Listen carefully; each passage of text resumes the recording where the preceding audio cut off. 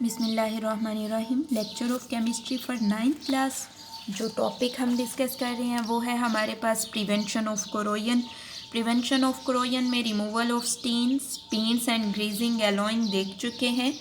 Metallic coating का थोड़ा सा हमने डिस्कस कर लिया था। देन हमने ये कहा था कि मेटालिक कोटिंग का प्रोसेस दो तरह से किया जा सकता है। एक फिज़िकल मेथड है एंड सेकंड हमारे पास इलेक्ट्रोलिटिक मेथड है। आज हम ये देखेंगे कि किस तरह से हम फिज़िकल मेथड से मेटालिक कोटिंग कर सकते हैं।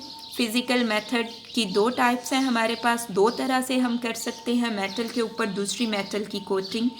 फर्स्ट है हमारे पास गैल्वेनाइजिंग एंड सेकंड है हमारे पास टिन कोटिंग।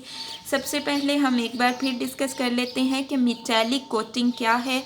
हमने कल भी बात की थी कि ये आपके पास एक आयरन की शीट है, एक आयरन की मेटल है। आपने इस मेटल के ऊपर किसी और मेटल की तह चढ़ानी है और इसको हम क्या कहते हैं, इसको हम मेटालिक कोटिंग कहते हैं। अब क्वेश्चन ये आ जाता है कि ये खुद आयरन है, ये एक मेटल है और इसको जंग लगता है। अब इसके ऊपर कौन सी मेटल की तह चढ़ाई जाए कि जिसको जंग ना लगे? तो इसका सिंपल आंसर है कि जिंक बहुत अच्छी मेटल है, इसको जंग नहीं लगता। इसकी कोटिंग अगर कर दी जाए तो आयरन की शीट प्रोटेक्ट हो जाएगी। टिन की कोटिंग कर दी जाए तो आयरन की शीट प्रोटेक्ट हो जाएगी। सिमिलरली अगर क्रोमियम की कोटिंग कर दी जाए तो भी आयरन की शीट प्रोटेक्ट हो जाएगी, इसको रस्ट नहीं लगेगा।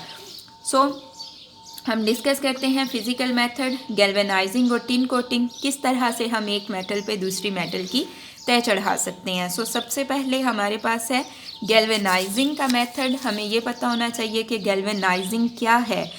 गैल्वेनाइजिंग या जिंक कोटिंग एक ही बात है।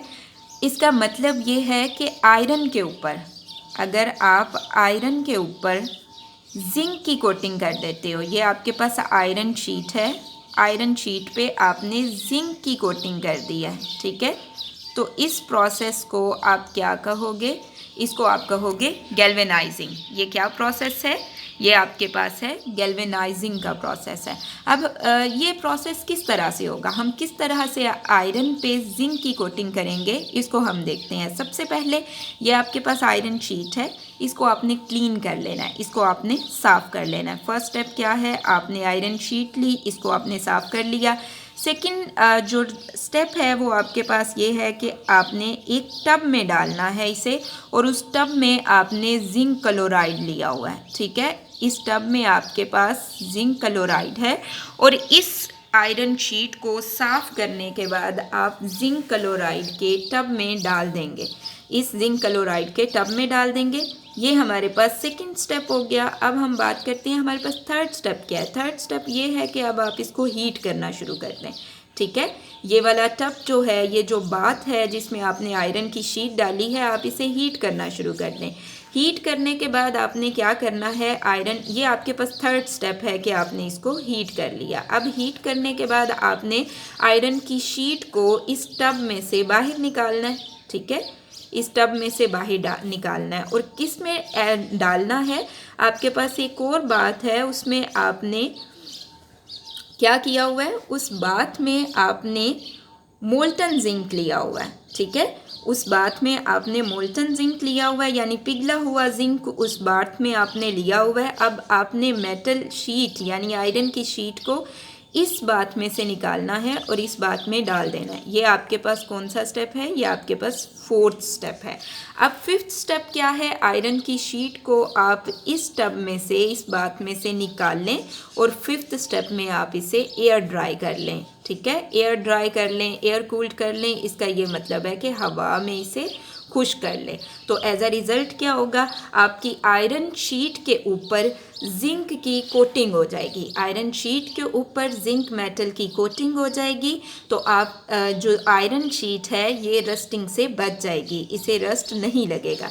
अब आयरन की सरफेस पे जिंक की जो तय चढ़ाई जा रही है ये बहुत अच्छी है, यानी अगर आयरन की सरफेस से जिंक की तय टूट भी जाती है, जिंक की कोटिंग ब्रेक भी हो जाती है, तो आयरन को जंग नहीं लगता, ठीक है। ये इसका एडवांटेज है। नेक्स्ट आपके पास है टिन कोटिंग। अब टिन कोटिंग में आप क्या करेंगे, फर्स्ट स्टेप ऑलमोस्ट इसमें भी सेम है।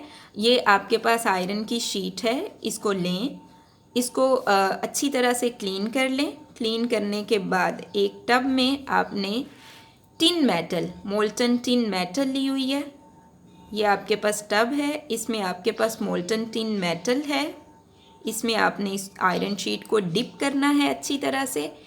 इसमें डिप करने के बाद आप क्या करेंगे, ये आपके पास इस तरह से कोई हॉट रोलर्स होते हैं, ठीक है, हॉट रोलर्स होते हैं। जिस तरह से आपने गन्ने का रस बनते हुए देखा है, वहाँ पे 2 रोलर्स होते हैं और उनके दरमियान में से गन्ने को गुजारा जाता है, ठीक है, और उसका रस बन जाता है। सो यहाँ पे रस नहीं बनाना हमने, बल्कि ये आयरन की जो शीट है, अब आपने इसको इस टब में से, इस बाथ में से बाहर निकाल के इन रोलर्स में से गुजारना है। जैसे ही इन रोलर्स में से गुजरेगी आयरन शीट, तो आयरन पे टिन की कोटिंग हो जाएगी।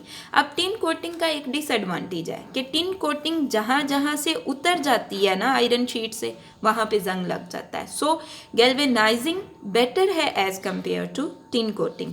सो आज का हमारा यही टॉपिक है। यहाँ से आपको जो क्वेश्चंस आएंगे वो आप नोट कर लें।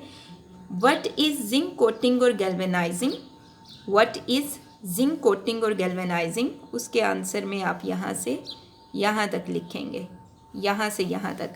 और ये एडवांटेज है गैल्वेनाइजिंग का। सम टाइम शॉर्ट क्वेश्चन में ये भी आ जाता है एडवांटेज। नेक्स्ट आपके पास है टिन कोटिंग। अगर आपको क्वेश्चन आ जाए राइट अबाउट टिन कोटिंग, तो आपने यहाँ से यहाँ तक लिखना है, ठीक है, यहाँ से यहाँ तक लिखना है। और ये डिसएडवांटेज है टिन कोटिंग का, यहाँ पे आप हेडिंग बना लें, डिसएडवांटेज।